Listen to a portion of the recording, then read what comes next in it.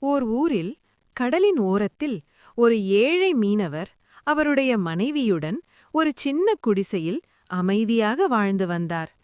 தினமும் கடலுக்குச் சென்று மீன் பிடித்து கிடைத்ததை வைத்து திருப்தியாக வாழ்வதே அவருடைய வாழ்க்கை.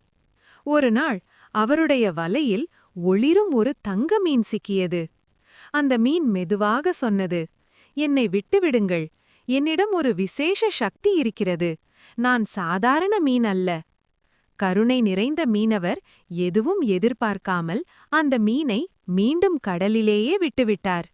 இந்த விஷயம் கேட்டதும் அவருடைய மனைவியின் ஆசை எல்லை மீறியது. "ஒரு நல்ல வீடு கூட கேட்காமல் விட்டுவிட்டாயே" என்றாள். மீனவர் மீண்டும் கடலுக்குச் சென்றார்.